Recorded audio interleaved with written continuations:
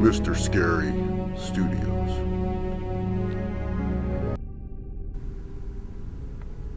Jason loved to read. Every day he would take a walk to a nice place, like the park or the beach, and sit down to read for hours. It didn't matter what the story was about, or who the author was, because Jason just loved to read. One weekend, his usual places were a little crowded due to the gorgeous weather. He decided to take a walk into the woods to see if he could find a clearing or an interesting log where he could relax and lose himself in a book.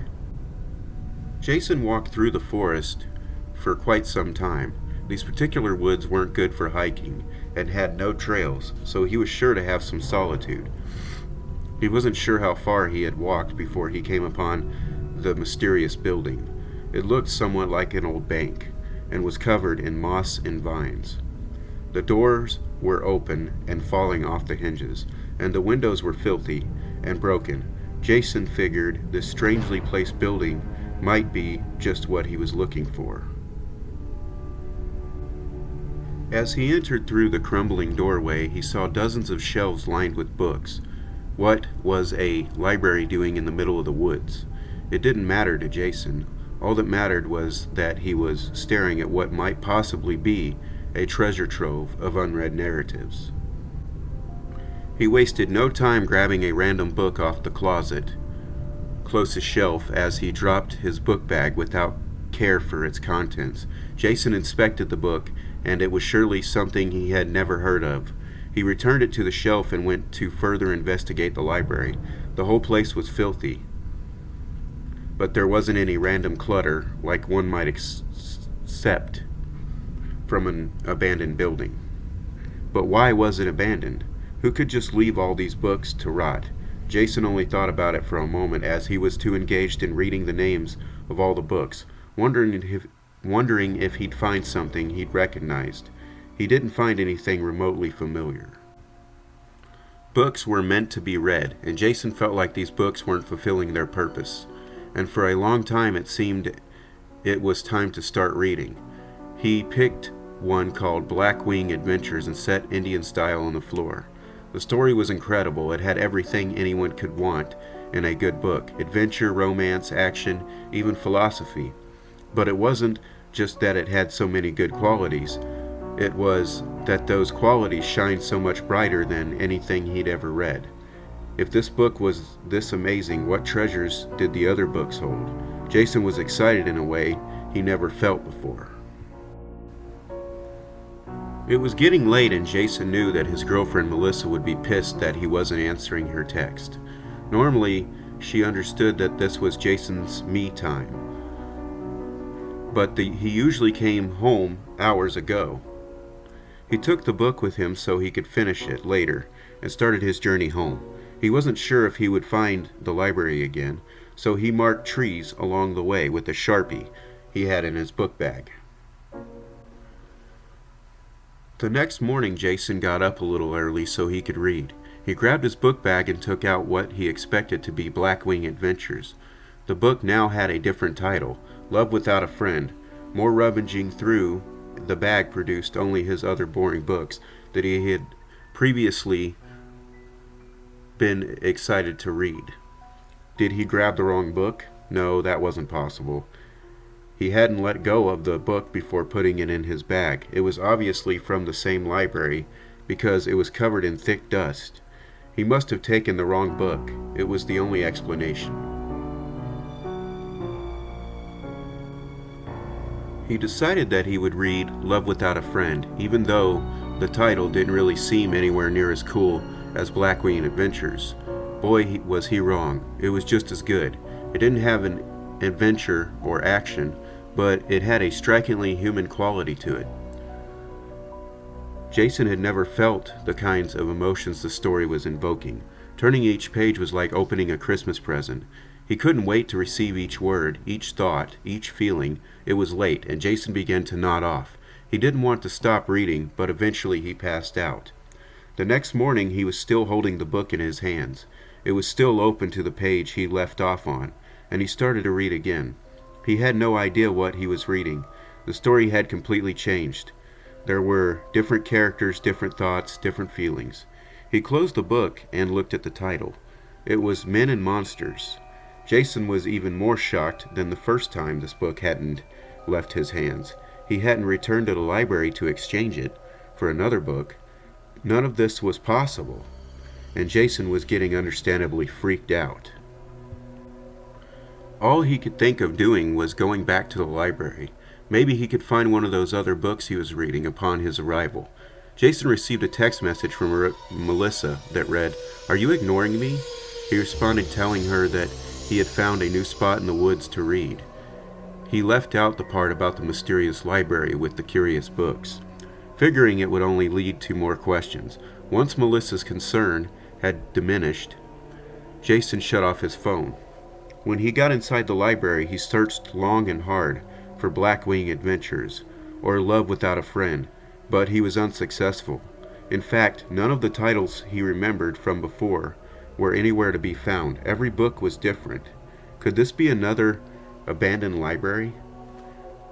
How many could there possibly be? Even one seemed strange. Jason just wanted to experience what these books were capable of. So he didn't want to think about the strange situation and how it had became. He just wanted to read. He knew he didn't have much time, so he quickly grabbed a book called Our Nation's Last Hero. It was a political drama with as many twists and turns as a great mystery. Jason had never read anything like it. He rarely thought about politics, but it was suddenly the most interesting subject in the world. It started getting dark, so once again Jason left the library and took the book he had been reading. He hoped it would still be the same book when he woke up the next morning. Unfortunately, it wasn't. Jason didn't know what to do. These books were amazing, but apparently he wasn't going to be able to finish one unless he read it less than 24 hours. He was going to have to stay awake for a long time, so he packed his book bag with caffeinated energy drinks and a few deli sandwiches in case he got hungry. Jason knew Melissa would be looking for him, but he didn't care. He cared so little that he felt his phone at home on purpose.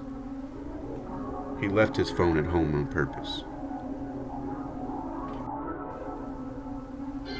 And so it began. Jason was on his mission to finish one of the magical changing books. What else could they be but magical? A book that changes every day? What an incredible thing. Though Jason had been upset about not being able to finish one, he was thrilled at the fact that he was reading books that no one else would ever read. If he managed to finish one, he would be as satisfied as he could ever be in his whole life. He chose a book called The Lion's Tears and began reading. As he read, he would periodically take a few swigs of energy drink and take a bite of a sandwich. Eventually, he ran out of drinks and began crashing from all the caffeine. It was too soon he hadn't finished the book.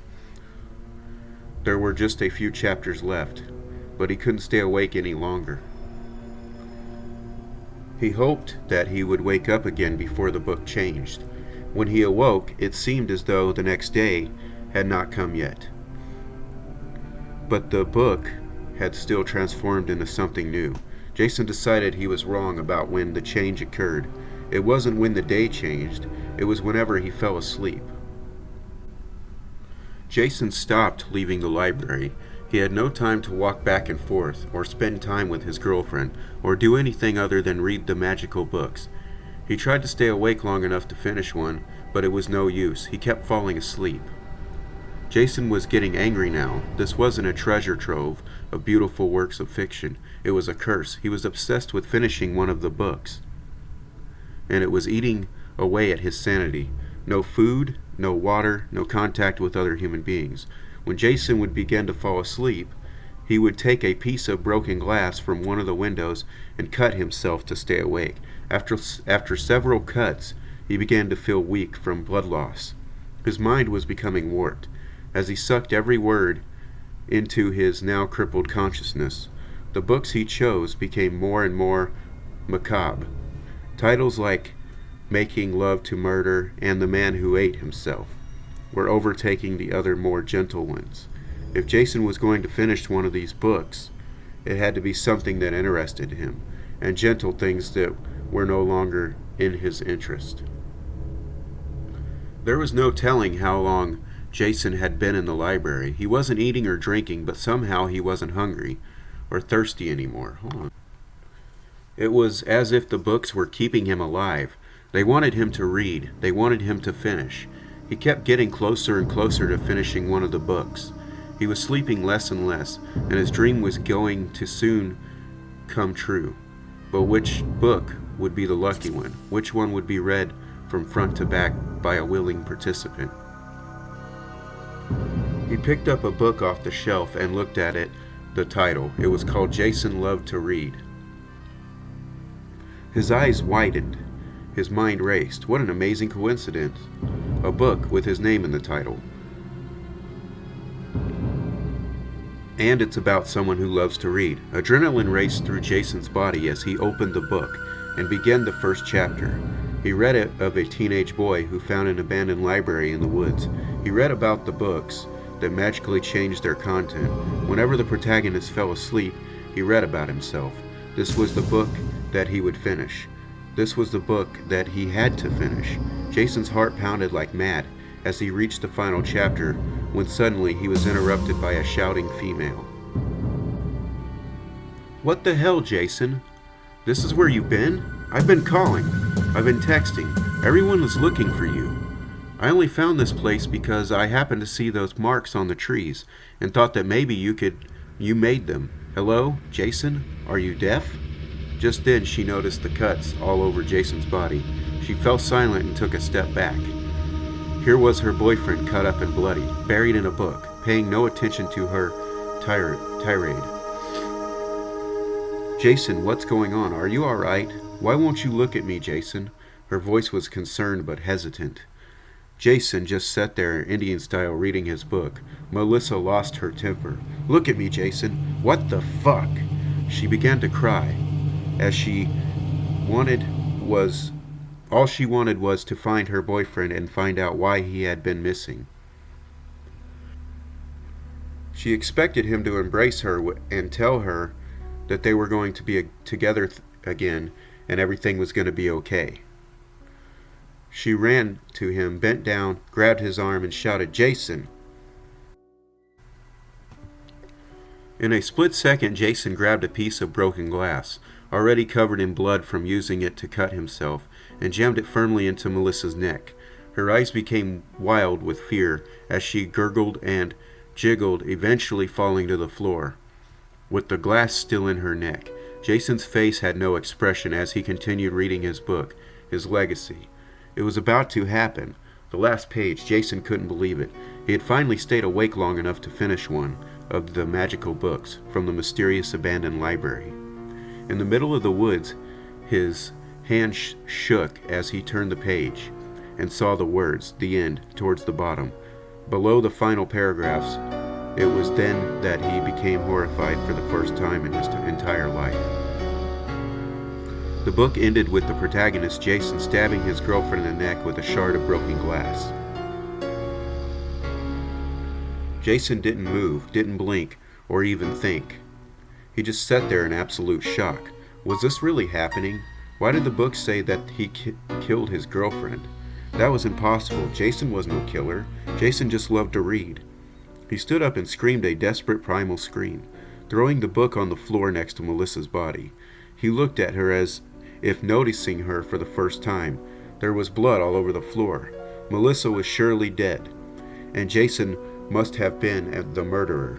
He walked home in a daze and called 911 to turn himself in. According to Jason's story, the police expected to find Melissa's body in an abandoned building in the woods. When they arrived at the proper location, they found only her body amid the blood-stained leaves and branches. Nothing that resembled a library was anywhere in sight. The details of the trial and conviction aren't extraordinary, but what you may find interesting is what happened when Jason arrived at prison. His cellmate offered him a book to pass the time. Jason politely replied, "No thanks, I hate to read."